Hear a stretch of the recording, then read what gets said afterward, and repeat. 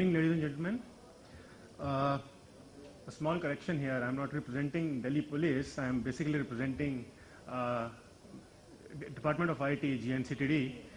So, and my presentation is on innovations in capacity building and forensics. It's going to be a very non-technical presentation, and we'll touch upon certain areas which we think, from government perspective, that should be, made as part of the entire security ecosystem. So, starting with forensics,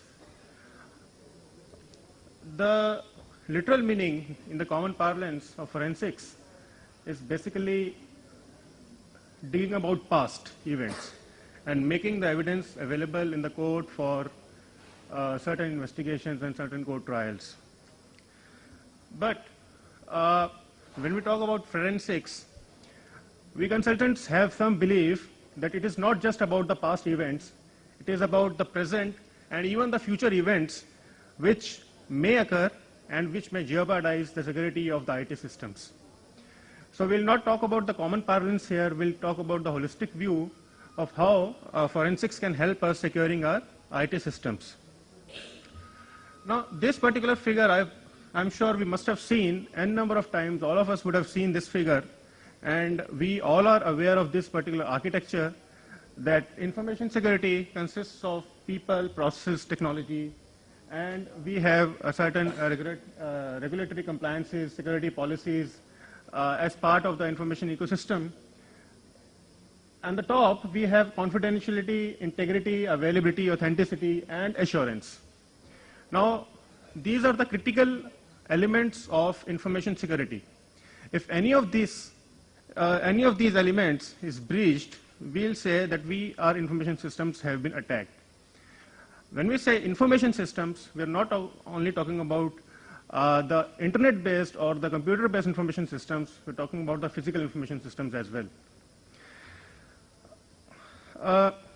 So in the recent past, we have seen a lot of incidents which have actually shattered some of the hopes of security agencies also, in terms of their confidence of having the right kind of information systems in place. Hack on Sony, it has impacted the entire economy, entire country. There are some hacks on the healthcare systems of certain economies and countries. Some terrorist threats have been there in past. Even the telecom sector has not been, spared by these threats. Nuclear power plants, we just had a presentation from our esteemed speaker on the critical information system.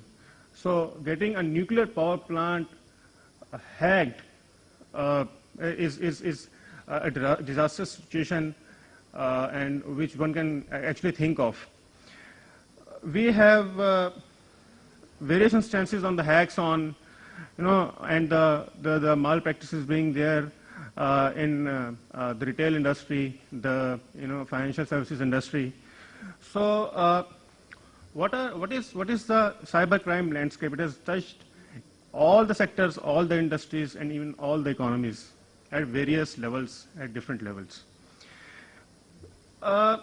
If we talk about the information security and the crime, information security is driven by the security processes put in place with the help of technology as well as with the help of processes and the people. Now, the similar forces are behind the breach of these technologies, processes, and people. We have criminal intent to commit any crime. We have digital forces, the cyberspace, entire cyberspace, which is behind doing such incidents. We have manual forces on the ground which are actually committing some crime. So, on the ground commission of crime, in the cyberspace commission of crime, and criminal intent. These three are the critical things which we need to keep in mind, so that the security solutions that we develop are focused on these three aspects taken together. So how do we do that? In the forensics, in the physical world, we talk about we have conventional mechanisms of collecting evidence and making it available for the judicial system to analyze it and to make it of the data flowing in between the systems. Deleted files, we even have to recover them to find out the evidences against certain crimes.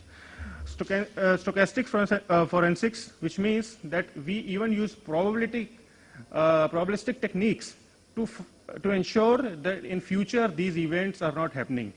We do certain random sampling techniques. We do use statistical tools to ensure that some events are not happening in future. So that's what in the first place and the start of my presentation I've said that the forensics is not a study of the events happening in past. It is also a study of the events which are likely to happen in future. Then we have steganography, which is hiding data behind some images and all, and pushing it to some other networks in order to have a different kind of illusion created in the mind of people and getting some malware inserted into the systems. We have data remnants. The remaining data in some of the systems, they can be analyzed to find out who actual culprit was. So we have various set of tools. We use registry analyzers, network session analyzers. I think most of the IT security people have gone through these tools and they have used some of these tools at one point of time or other. In the process part, we would like to give some emphasis on processes. In forensics, the process of identification, preservation, analysis, and presentation requires a lot of deliberation. Why? Because the identification is tedious. The preservation is also an issue as per the law. Analysis requires lot many tools and to bring about the right kind of evidence in front of the court. Presentation should be in a format which the court desires. So what we say is that with the minimal handling of original documents, we need to provide the evidence to the court that some incident has happened, or for that matter, to the security agencies, law enforcement agencies, that some incident has happened and we need some remedies on those incidents.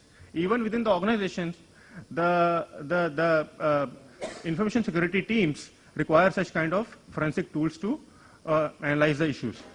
So the compliance and evidence rules are that in the code of law it should be admissible, authentic, complete, reliable, and believable. Now we cannot simply say that a mail sent from one particular ID to another particular ID containing the malicious code is of a person by the name of XYZ. We need some hard evidence to prove that the mail is sent by a particular person. So we have different tools for that.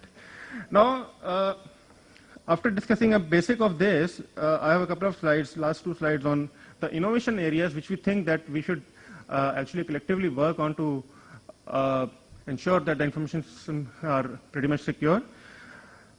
The very first thing is the propensity to commit the crime. Now, all of us know that these social media companies and digital marketing companies have the data of all the individuals, and they use that data, the number of clicks, the buying pattern, the browsing pattern of a particular demographics of a particular person in order to market their products. Now, if they can have the data, so can the criminals, the attackers.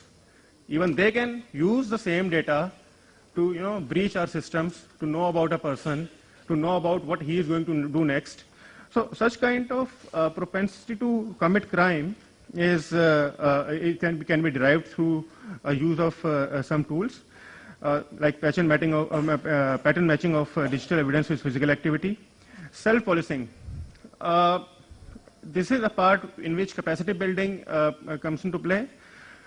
Every person who is educated about the security threats, he can police himself. Like the moment I was entering the corridor, it was written that this area is subject to video and photographic surveillance. So you are being captured for security reasons. So such kind of signboards, simple signboards, Even at the entrance of some of the multinational companies, you see the signboards that tailgating is not allowed. What is tailgating? You have the ID card, you show the ID card, the person behind you should not enter with you. He must have an ID card, he should. So that's a part of physical security. So this is the informal way of educating the people that information security can be breached in through certain areas. Use of innovative technologies, move from simple audit trails to big database research systems. This is our thought when we're implementing some projects, that simple audit trails are not helpful. We need to have more data to analyze. We need to have some big data type solutions in order to have the forensics to be enabled. Then the focus should be on the evidence recognition, enhancement, and documentation. The companies should have the well-defined security risks, security policies, and the incident management team after security incidents have occurred. So the formal as informal trainings on the basic security architecture, security systems, and post-incident activities will help securing our systems better. This is what we recommend from the innovation area's point of view. Harnessing national infrastructure like CERT-In, STQC in National E-Governance Plan. We have various components on the base on information security in NEGP. CERT-In is doing a very good work in defending ourselves from the cyber crimes. And STQC is the audit agency which is actually taking care of the authenticity of the information system that we deploy. So we must use these excellent agencies which are actually doing very good work in order to bring about some secure environment for us. So as our dignitaries on the dais have already said, that we need to have an integrated task force of security experts, prosecutors, administrators, investigators, and criminal justice system. So we need to work collectively in order to have a security ecosystem. Integrated statewide and nationwide information database with seamless data sharing capabilities, and need for investigative agencies to harness a wider understanding of the modern day conventions. What is point-to-point? What is dynamic web? What is encryption? What is steganography? What is Second Life? Second Life is the virtual life that we live on the internet. So these are some recommendations that we have from the security standpoint, and I finish my presentation.